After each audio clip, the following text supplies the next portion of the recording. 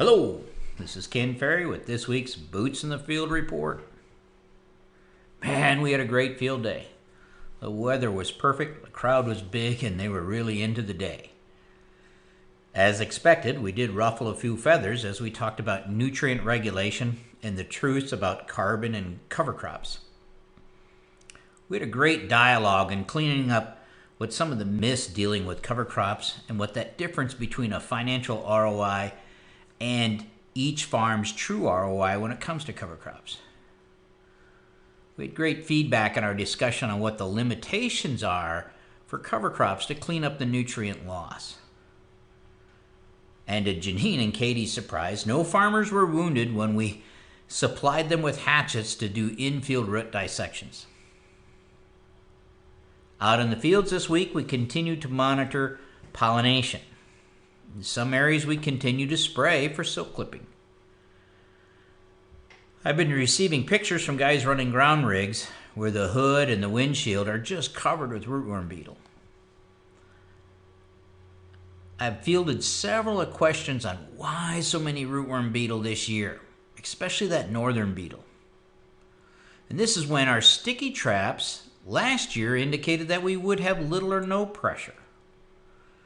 Well, one thing we have to think about, the sticky traps are not an exact science. We're kind of still in the calibration process. This year we didn't have any timely rains to knock the rootworm population down, which we might have in other years when we're using the sticky traps. And we use sticky traps to catch beetle by accident. We don't lure them in with the lure like we do for corn borer, for instance, or cutworm.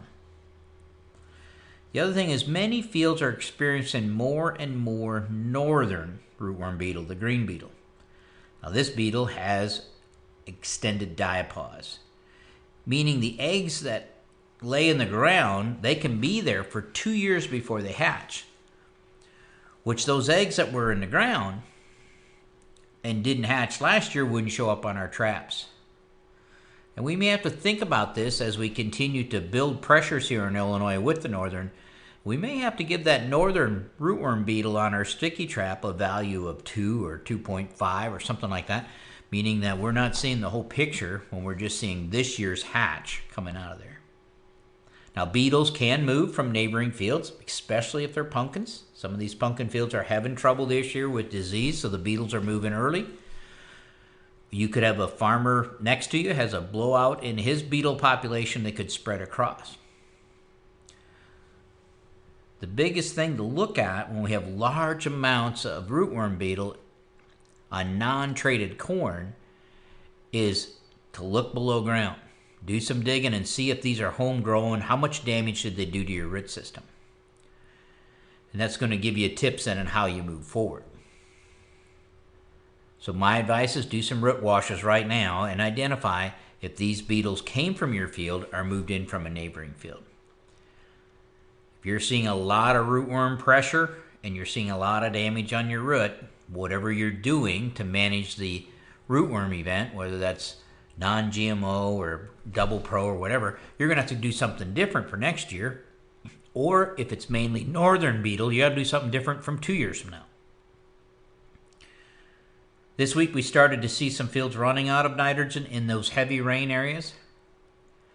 Right now it looks like our winter applied AMS, where we put a lot of anon as ammonium sulfate up front, and the fields that have a full meal deal weed and feed broadcast across them early spring. So right now those are the fields that are starting to show the stress. Fields turning yellow at pollination will be hit hard, so stay on top of that, guys. Disease pressure is blowing up in a lot of places, and in some places now, guys are waiting for planes almost 2 weeks. And we can no longer wait for threshold and pull the trigger, especially if we're dealing with northern corn leaf blight. Any sign of northern corn leaf blight, pull the trigger and move it to the front of the list. If you have to, get the corn sprayed first and do the beans second in your pecking order. But get this disease under control in the corn. Several retailers have gone back out with ground equipment trying to close the time gap between the airplanes and what's out there, and they're up against a lot. If your corn is short enough, this may be a good option. It may be the only option to get nitrogen on some of these fields that are running out. Airplanes are not going to stop, in most cases, to put urea on with all the fungicide they have to spray. Kind of feel for the ground applicators after 4 to 5 months of hard running. They thought maybe they could put their feet up for a second and get a breather. Now they're getting called back out. In the areas that receive those heavy downpours, let's get out there and check the areas that tend to give you gully erosion, so the boys don't find them by accident and we get ourselves in trouble. Any growers out there with high clearance rigs setting idle, you may want to check with your retailers if you want to do some custom work, because we've got a huge amount of ground to cover and the time is shrinking away. Last week, literally went up in smoke. Many questions about how bad is the smoke hurting us, and it was pretty much across the Midwest. I think we survived the smoke in corn pretty good. I found only one field that might have blown a tip due to smoke. I do think the smoke affected our soybeans though. As I cut nodules all last week, every field, the nodules, instead of being bright pink, were more of a tan to light color. Now when I'm in your field and I find tan colored nodules, and it's only your field, I'm going to assume that we have some issues with your field, maybe like a pH problem. But when you see it across a lot of fields, it's usually an indicator of what the last 48 hours or so was from a weather standpoint. So if we get 3 or 4 cloudy, miserable days, you tend to see the nodules turn back to that lighter tan. And that's what I'm finding everywhere. And because we didn't have cloudy days, at this point, I think I'm blaming it on the smoke, meaning that we held these beans up just a little bit from being able to produce all the nitrogen that they need. While most pollination in corn went good, we are seeing some spotty pollination issues. A few to silk clipping, but more to the extra long silks due to trying to pollinate in wet weather.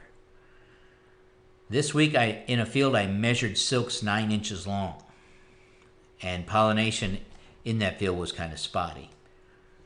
Now losing individual kernels up and down the ear, that's not a big deal. The other kernels will fill in, but some fields are showing poor pollination at the base, and those were the first silks that came out. And of course, they didn't get pollinated and they got covered up by the onslaught of silks that came after that. And it makes those harder to catch. So you'll see that bottom half inch or so of the ear with some poor pollination. Now you can't do anything about it right now, as far as you can't fix it, but it does help to know that as you're doing your yield calculations. Seeing more damage to early season wind than I expected. A number of these fields were blown down in one direction early July, and a week later or so blown in the other direction. These fields have a lot of ununiform ears and are going to be a challenge to harvest. With plants going in 2 directions, kind of knocks out that harvesting one way. If you're in this boat where you got corn going all different directions, it's probably time to round up a corn reel for those fields.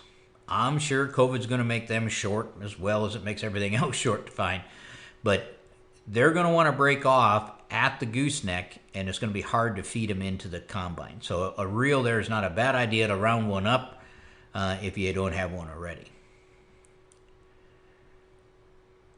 One other thing that I'm seeing is truncated beer can ears in several fields.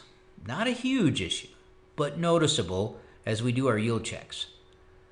This would indicate stress early. My first thought is frost, but some of this corn wasn't up when it was frosted. I'm not sure if it's a combination of wind and dry weather. It looks like it truncated before the wet conditions. Now, most of it that we're finding with truncated beer can ears is early to mid-April planted corn. Not seeing it in the later May planted corn. For those of you that are coming to the Corn College event, all the session spotlights are up on our webpage if you want to more insight on what each session is about. The weather forecast looks phenomenal. Sunshine, low 80s. Gotta love that. It'll be a very diverse crowd from all over the United States, except Canada. It's a bummer you guys can't get into the country. You will be missed. Glad to see a lot of you are going to be joining us in the Corn College virtual event this January. Everybody up there need to stay safe. Everyone here is excited about the upcoming event, getting a chance to see everyone. The campus is in excellent shape. The outside classrooms are in great shape. Come ready to dig plants and learn how to dissect a root ball with a hatchet. If you haven't signed up already, it's a great break from the grind to meet people from all over the United States and learn something at the same time.